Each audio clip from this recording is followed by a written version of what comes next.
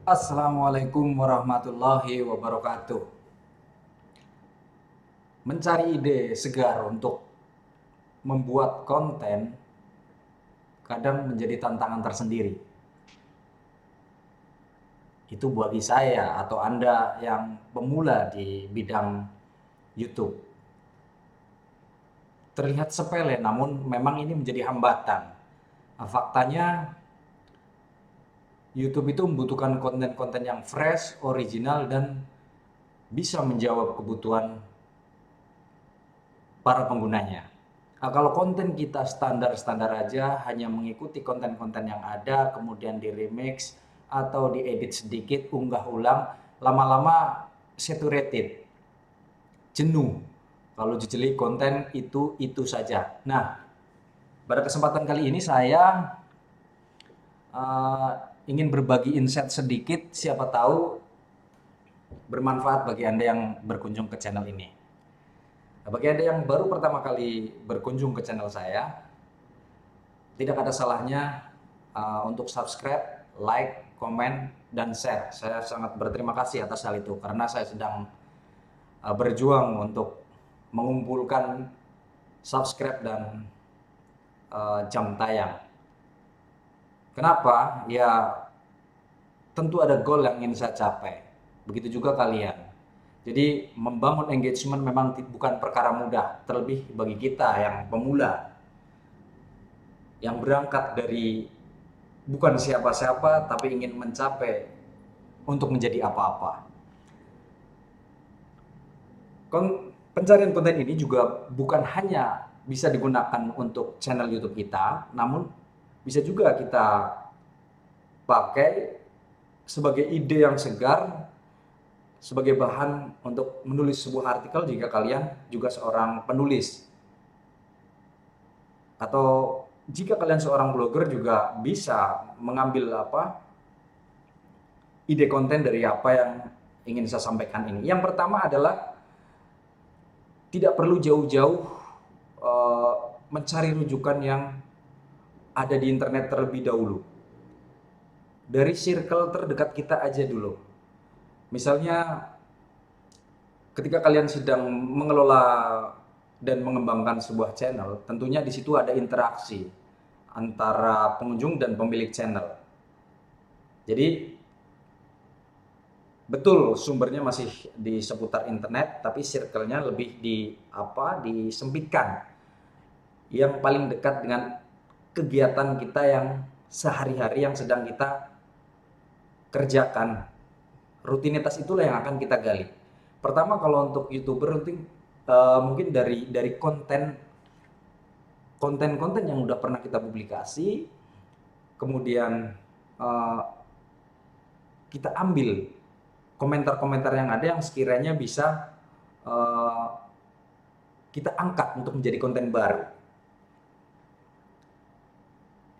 Ini biasanya paling banyak adalah pertanyaan-pertanyaan yang sifatnya belum terjawab di konten kita yang sudah publis sebelumnya.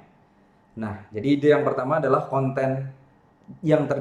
ide pertama adalah dari konten, dari komentar sebuah konten kita yang sudah terpublikasi sebelumnya.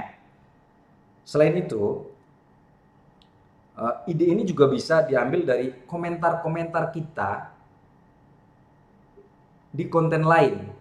Pada saat kita berkomentar, tidak ada salahnya kita scroll up, scroll down untuk melihat sekiranya apa ada komentar-komentar yang belum terjawab oleh si pemilik channel. Kita bisa ambil komentar tersebut untuk dijadikan ide pada konten kita selanjutnya. Selain itu, yang kedua adalah kalau jenis channelnya adalah channel general, ya kita bisa ngambil sumber dari internet, juga masih circle yang dekat. Misalnya kita melihat Google Trend atau yang sedang viral. Jadi yang terpenting sebenarnya menyesuaikan dengan niche yang sedang kita kerjakan.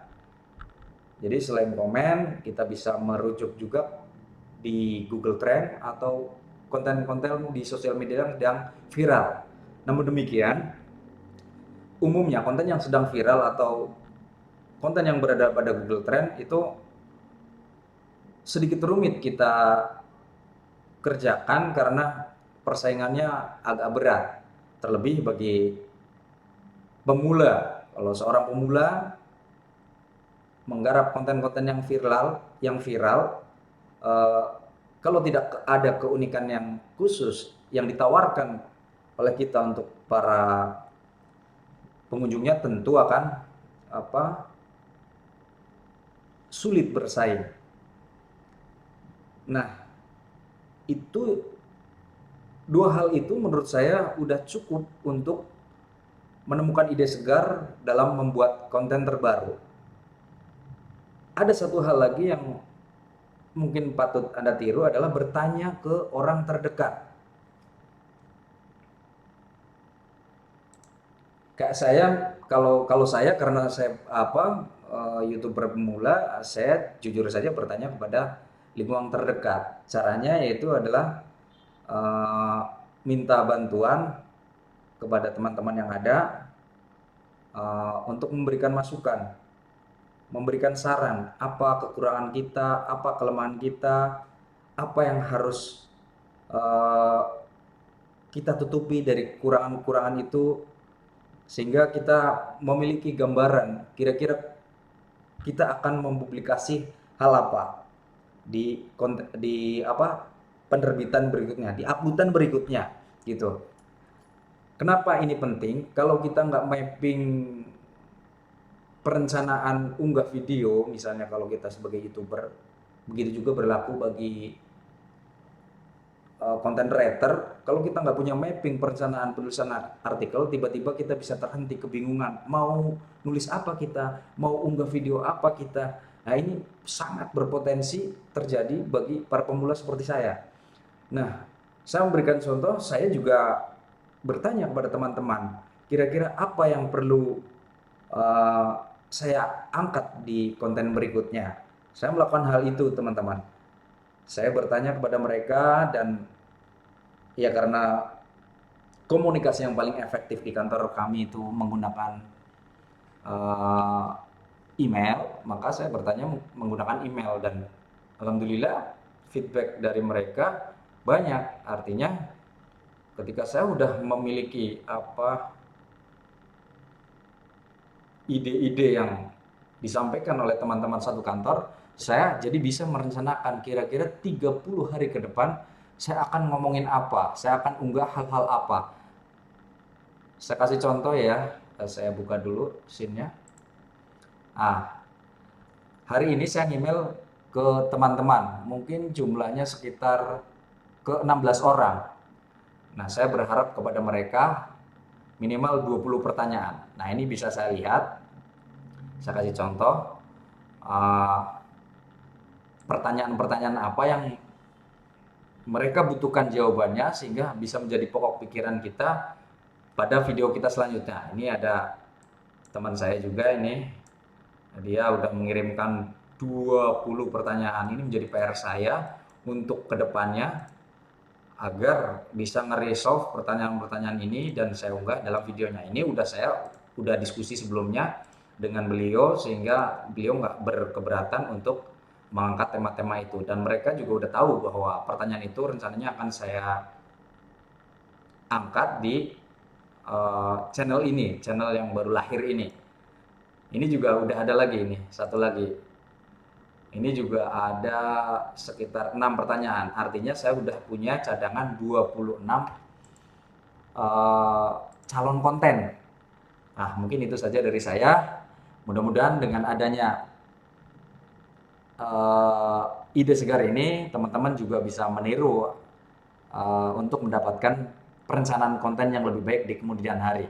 Itu saja dari saya, semoga bermanfaat. Jika ada kekurangan, kesalahan, celetot, itu wajar, saya adalah YouTuber pemula.